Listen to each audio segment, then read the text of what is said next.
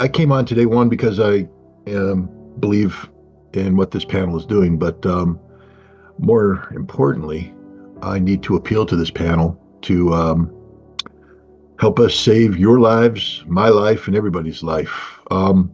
We are closer today than we have ever been, ever, in the history of the nuclear era. Since nuclear weapons were used in Hiroshima and Nagasaki, we are closer today than ever for nuclear weapons being used again. We are literally at the threshold of a nuclear war. This isn't hyperbole. I'm not here to scare you. I don't give a damn what you think. You're going to die unless we do something to stop it. This is on full frickin' automatic.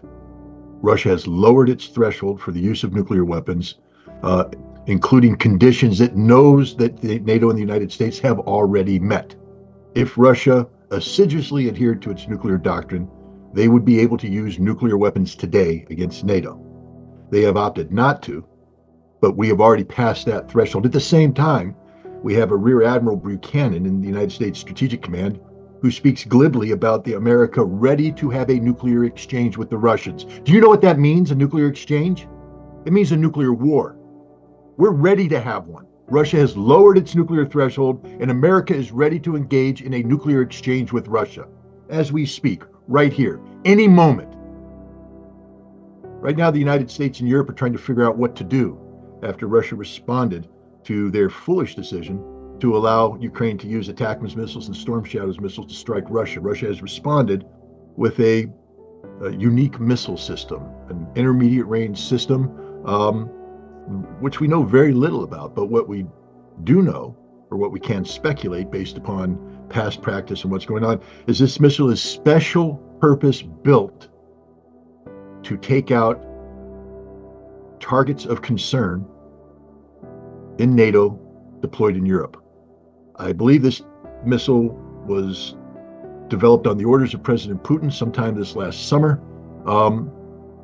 to destroy the Dark Eagle missile complex that the United States is. It's a hypersonic intermediate range missile. The Mark 41, Aegis Ashore air defense system that was ostensibly built to deal with Iran, but we all know it was built to deal with Russia, and today NATO views it as a mainstay in their air defense against Russia.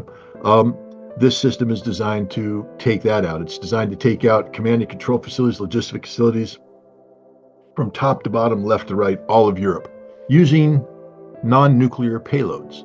But nonetheless, this would be a Russian strike against NATO. What Russia has demonstrated is that it is ready right now, as we speak, to strike any target in Europe if Europe gives them an excuse to do so. How will Europe respond? Article 5. According to Joe Biden, this is a sacred obligation.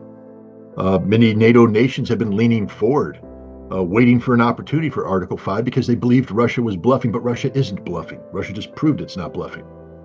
And now how does NATO respond to this? Back down, retreat? Too much political capital has been invested.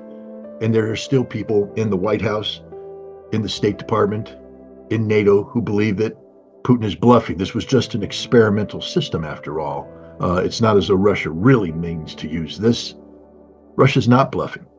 And if we continue to call his bluff, call Putin's bluff, call Russia's bluff, there will be a nuclear war. And I'm very concerned that because we are in a very compressed timeline, we have the Biden administration, together with their NATO allies, admitting that they're seeking to Trump-proof NATO, Trump-proof Ukraine, Trump-proof this policy of the strategic defeat of Russia, so that by the time Donald Trump is sworn in as president on January 20th, he will not be able to change any of this. That means that there's a compressed timeline between now and January 20th to get all of this in place, and they can't afford delays, they can't afford pauses, they can't afford doubt. And my concern is they are going to aggressively move forward, forcing Russia's hand.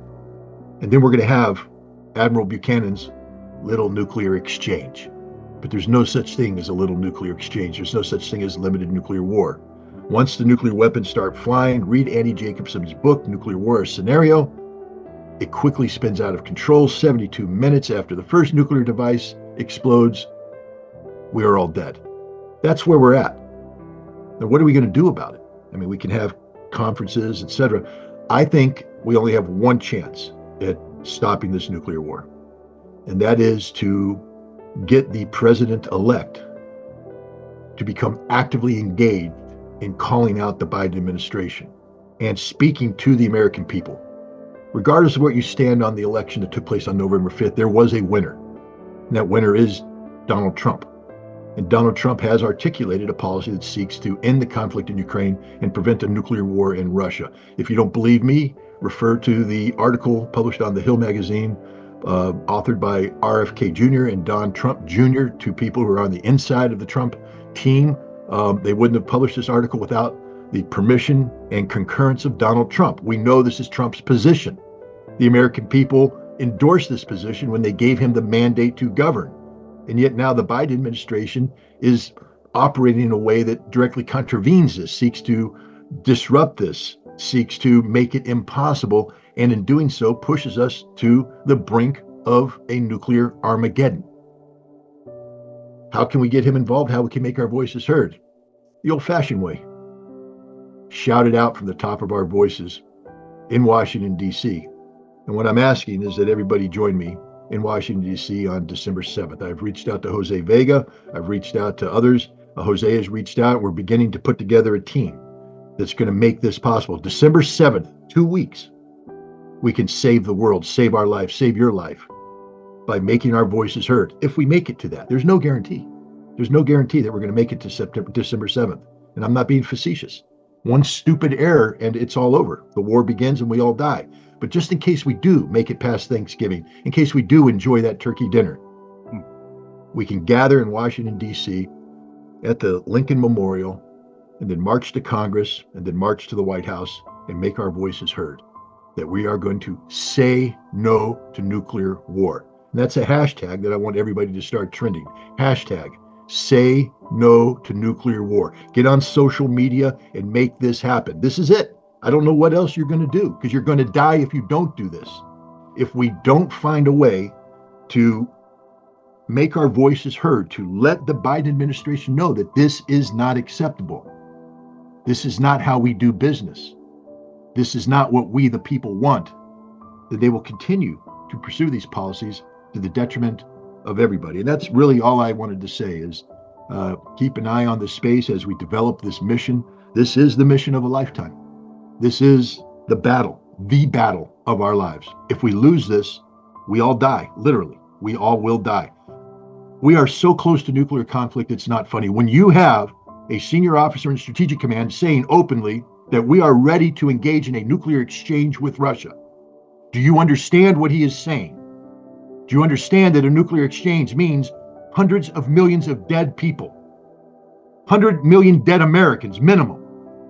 And they're ready to do it right now. If you're not angry, if you're not scared, you're not human. They are ready to go to nuclear war right now. We need to stop it.